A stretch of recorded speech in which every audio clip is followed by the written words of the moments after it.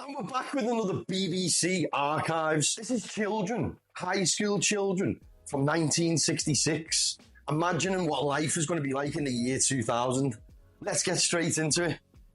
Well, in the year 2000, I think I'll probably be the spaceship to the moon dictating robots, two robots, or else I may be, I don't know, in charge of a robot court, judging some robots, or I may be at the funeral of a computer, or if something's gone wrong with their nuclear bombs, I may be sort of coming back from hunting in a cave. Well, that's quite fitting for what's happening right now between Iran, Syria, Ukraine, Russia, and we've got China kicking off as well, trying to just stoke the fire. And these kids have got it on the money. Like the idea of sort of getting out and finding you've got a cabbage pill to eat for breakfast or something. Well, I think all these atomic bombs will be dropping around the place. And one will get near the centre, because it will sort of make a huge, great big crater. And then the world will just melt, and the world will become one vast atomic explosion. Jesus Christ. And it will become like a supernova, stars. Some madman will get the atomic bomb and just blow the world into... He looks like that madman. He looks like the kid who could grow up and very well be that person. Oblivion. There's nothing you can do to stop it. The more people who get bombs, the more somebody's going to use it one day. Well, I think that it'll be so overpopulated that there'll all be wars, all nuclear explosions and everything. It'll make the Earth, too much radiation on it. It'll become too hot to live on. I think that there'll be no life at all, really, on the Earth. I don't think there is going to be atomic warfare, but I think that there is going to be all this automation. People are going to be out of work and...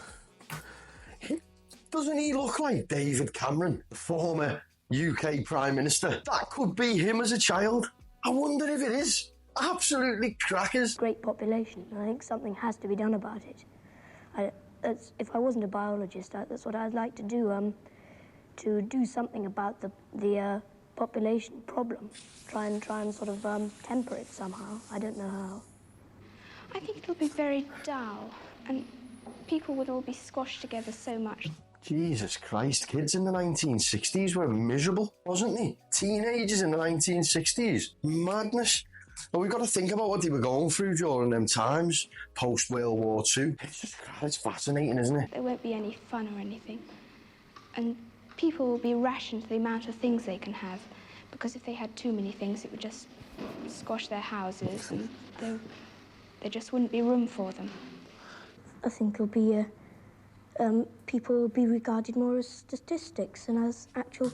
People will be regarded as statistics rather than actual people. Wow. Mental. People. I don't think it's going to be so nice. I think sort of all machines everywhere. Everyone AI. doing everything for you. You'll get all bored, and I don't think it'll be so nice. I think it's going to be very boring. And everything will be the same. I mean, people will be the same, and things will be the same. First of all, those computers are taking over now. Computers and automation. And in the year 2000, there just won't be enough jobs to go around, and the only jobs there will be for people with high HQ, high IQ who can... Again, it's just... Are you finding this crackers as much as I am? It's just... Oh, my God. Work computers and such things, and other people are just not going to have jobs. There just aren't going to be jobs for them to have. I expect they will set aside parts of the country solely for recreation and have large blocks houses everywhere, areas, and I think these are going to be very ugly indeed, probably. No, I don't think I'll still be on Earth. I think I'll be under the sea. I think the population will have gone up so much that either everyone will be living in sort of big domes on the Sahara, or they'll be under the sea. There'll be so many people that they'll have to have an overflow into the sea. And so there'll be houses underneath the sea and houses above the sea. they're not going to have so many square houses, you know, more curves and artistic designs instead of just sort of boxes like they've got now. But before, going back in history, we were building extravagant architecture. It's crackers. Nowadays. People wouldn't be able to live in ordinary houses because that would take up too much room. It'd have to be in flats, piled on top of one another, like that. And the houses would be rather small. And all illegal refugees will get all the houses and you won't. Everything would be cramped up, very cramped. Animals as they have here, sheep and cows and livestock, but they'll be kept in batteries. They won't be allowed to graze on... 1966 this is. Let that just sink in. 1966. Mental. Absolutely mental. Pastures, they'll be kept in buildings all together, all in one big building and artificially reared so they'll yield a larger, be bigger and give more food. All the Sputniks and everything that are going up sort of interferes with the weather, and I think the sea may rise and will sort of cover some of England, and there'll be just islands left from like only the Highlands in Scotland and some of the big hills in England and Wales. I don't think all England will be wiped out because some of it will be too high. I think the sea will rise to about 300 to 600 feet. See how they've been getting scaremongered for this climate change and like, you know, all this greenhouse gases and things like that. They've been getting conditioned for this since freaking God knows when. Correct me if I'm wrong in the comments because I'm not professional, but I think I read somewhere that, well, it might have been Graham Hancock that I heard say, but it might be, the numbers might be a little skewed. But I heard that the sea levels have only rose 7 centimetres in 100 years. Like, mad? I don't know. Is there any truth in that? Let me know in the comments. Be interesting to have a little bit of a shitty chat.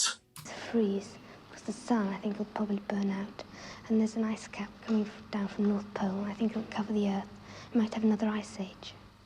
And I don't think there's anything to be frightened of, and lots of people think it's going to explode, but I'm certain it won't.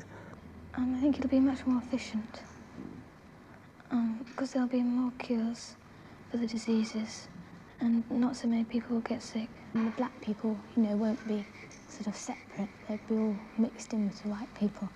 And, you know, the poor people and rich people will become the same. Well, they will be poor and rich, but they won't sort of look down on each other. I wonder if that young lady is still alive today to see the divide between the rich and the poor. And this divide's only getting bigger, and it's a shame to see, but hopefully I have hope in humanity.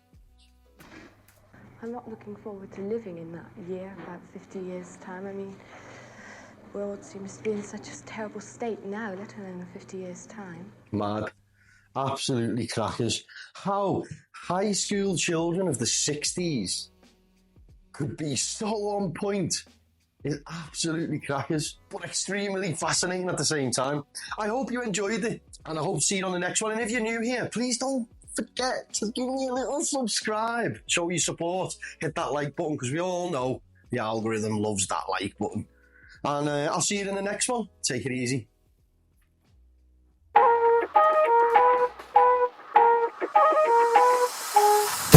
2, 1. Anywhere I'm at, turn the city up. I can flip a dollar to $1 million. I don't like to brag, but I'm really on. 3, 2, 1. Anywhere I'm at.